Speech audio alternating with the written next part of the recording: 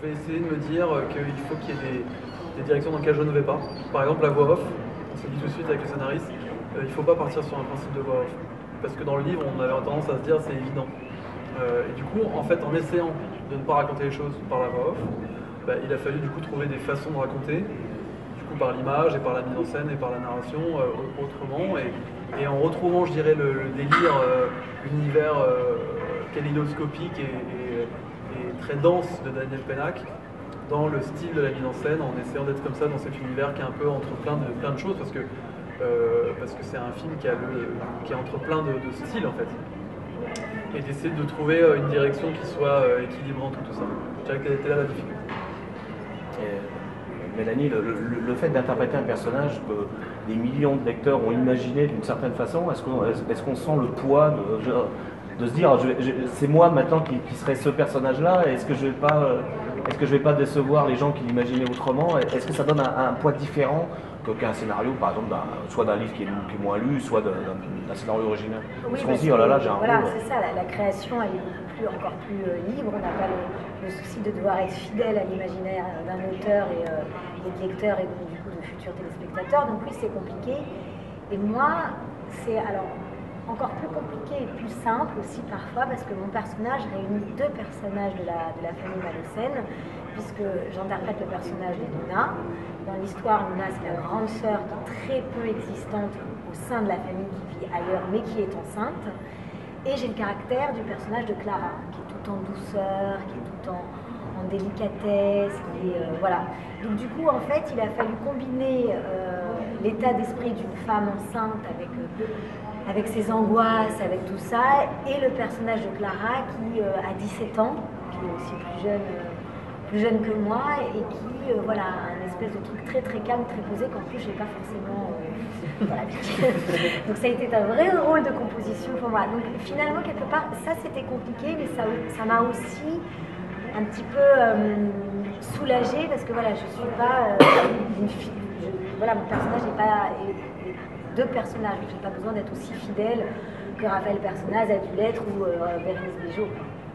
En fait, puisque donc moi j'ai lu le scénario avant de lire le livre, effectivement on a plein de questions en se disant mais pourquoi ça c'est pas adapté, pourquoi etc. Sauf que moi j'ai la chance d'avoir un réalisateur qui dès le départ m'explique en fait les choses. Donc du coup j'y vais déjà avec une notion de lectrice qui n'est pas biaisée, mais où je sais que c'est une adaptation, donc je sais par exemple d'emblée que je suis un personnage qui en réunit deux, donc du coup ma lecture elle est beaucoup moins, c'est pas qu'elle est moins investie, mais c'est qu'elle est déjà dans une distance entre le projet cinématographique et l'œuvre réelle de Pennac. Donc du coup, je connaissais le film Les Enfants de Petit Bac, donc je voyais très bien en quoi Nicolas pouvait recréer l'univers de Daniel. Et je trouve qu'il l'a recréé à merveille en plus, parce que moi, ce que je trouvais le plus compliqué, c'était les dialogues. Les dialogues sont essentiels dans la saga Malocène. Ça fuse de partout, ça va très vite, et voilà. Ça, je me disais, oh là là, comment retranscrire l'énergie dans la parole du livre. Et voilà. Il est comment, Nicolas Barry, sur un plateau? Alors, Nicolas, sur un plateau, c'est très différent de dans la vie. C'est totalement schizophrénique. C'est deux facettes différentes, c'est-à-dire que Nicolas, sur un plateau, c'est un chef d'orchestre déjà, donc il a tout à gérer. Il est d'une écoute folle, ce qu'il a très fort aussi dans la vie, et du coup sur un plateau par contre il est très très déterminé dans ce qu'il veut faire. Et en plus, il a une manière particulière de tourner, puisqu'il a quand même un imaginaire très fort, très développé et extrêmement visuel. Donc du coup, on est comment expliquer, on doit... Alors, moi, c'est plein de choses très compliquées, parce que aussi je joue avec les enfants. Donc je pense que Nicolas, par exemple, si Raphaël vous expliquait, à mon avis, le tournage qu'il a dû faire quand il est avec Bérénice dans le magasin, et celui qui est avec les enfants, c'est très différent. C'est-à-dire que nous, et pour Nicolas aussi, qui avait heureusement l'expérience des enfants un petit peu le bac, avec les enfants, on a dû aussi beaucoup s'adapter au rythme des enfants. Donc voilà, mais en tout cas de tourner avec Nicolas, ça a été un pur bonheur. On se connaissait depuis longtemps, pendant 4 ans, c'est ça. entre notre première rencontre et le premier jour de tournage où on s'est rencontrés. Donc du coup, pour moi, ça a été un plaisir fou de voir quelqu'un qui concrétise enfin son film, qui m'a jamais oublié pendant ces 4 ans, qui aurait très bien pu, à un moment donné, avoir envie de quelqu'un d'autre. Donc voilà, donc c'est quelqu'un qui est très, très sûr de ce qu'il veut faire. Il a une vraie... il est convaincu par son idée. J'avais vraiment envie de travailler sur Bonheur des Ogres comme une œuvre en soi, c'est-à-dire en n'étant pas dans le fait de faire une histoire qui ne tienne que parce que c'était le premier opus d'une série, donc je voulais que ce soit un film autonome.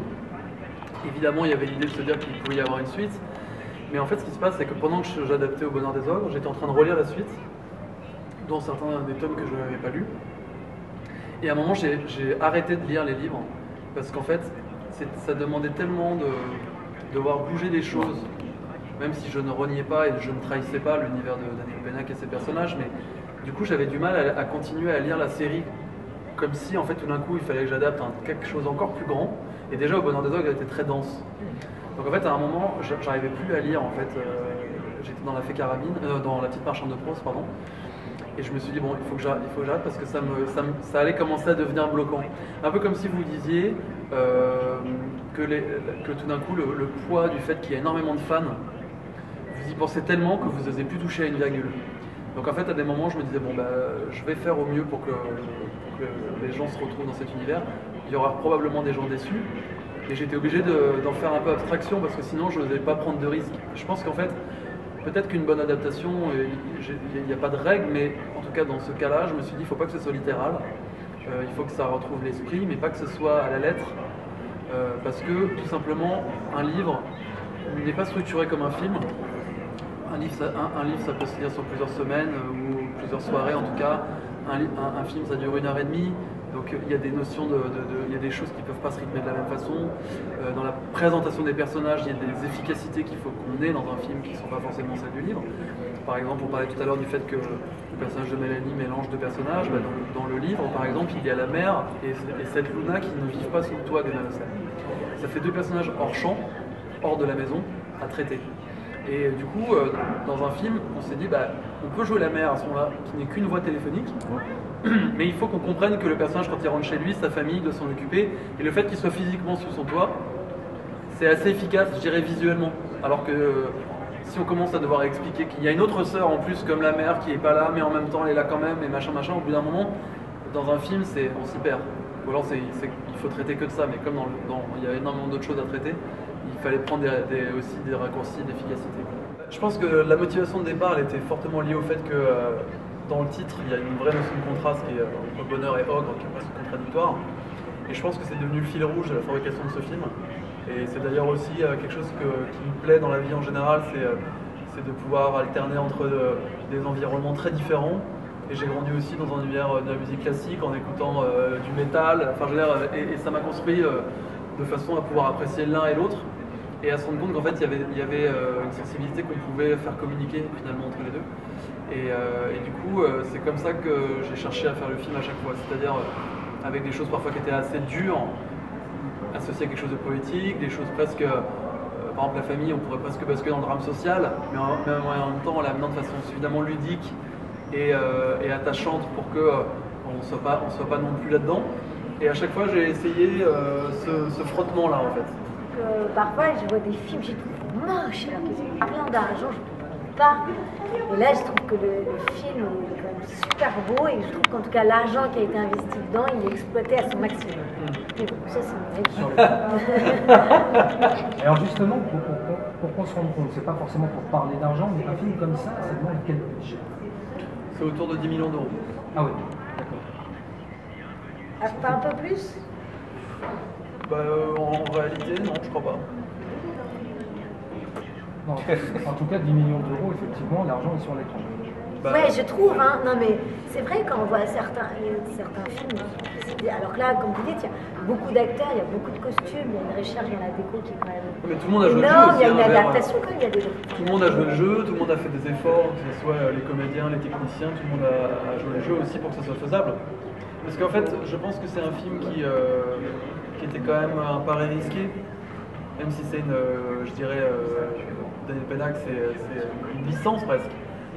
Mais c'est un univers qui était difficile à définir en fait sur un plan, je dirais, même marketing. Enfin, je veux dire, parce que le film il est entre plein de choses. Donc c'est vrai que parfois c'est plus rassurant de pouvoir dire ce film-là est dans telle catégorie. Parce que du coup on sait, on peut savoir quel type de public ça touche. Là, c'était plus difficile à cerner, je pense. Donc il y avait aussi l'idée de se dire il ne faut pas non plus que ce film se mette à coûter trop cher parce qu'il y a un moment ça peut devenir complètement en inadéquation avec un public éventuel. Et justement, pour votre public, je vais rebondir là-dessus, vous avez fait quelques villes de tournée déjà, quelques villes en tournée. Comment on reçoit l'accueil du public comme ça? C'est une confirmation confirmation. On est surpris par certaines réactions. Ce qui est chouette, c'est de sentir que les vrais fans de Daniel Pennac se sentent pas trahis par ce film et qu'ils passent un bon moment en voyant les différences qu'il peut y avoir. Oui, parce que même si le film est adapté, comme on disait, par exemple sur des personnages, sur l'intrigue policière aussi, c'est très adapté, on retrouve quand même énormément l'univers de Pennac. Même si, donc voilà, c'est un film cinéma, comme tu l'as très bien expliqué, c'est en 1h30, etc. Donc, moi, c'est vrai ce que tu dis, les spectateurs retrouvent l'univers de Pennac. Et même si, à mon avis, parfois ils font « Ah, purée, il n'y a pas lui !» je suis persuadée qu'ils doivent se dire ça. Je pense que malgré tout, une fois qu'ils rentrent dans le film, ils sont emportés dans le tourbillon du personnage de Malocène, de cette famille, ça va pas, comme quand on lit le livre, et on lit le livre, oh là là, ça met un temps pour tout, et c'est exactement pareil pour le film de Nicolas, je trouve. Et donc c'est vrai que c'est ce qui ressort des projections.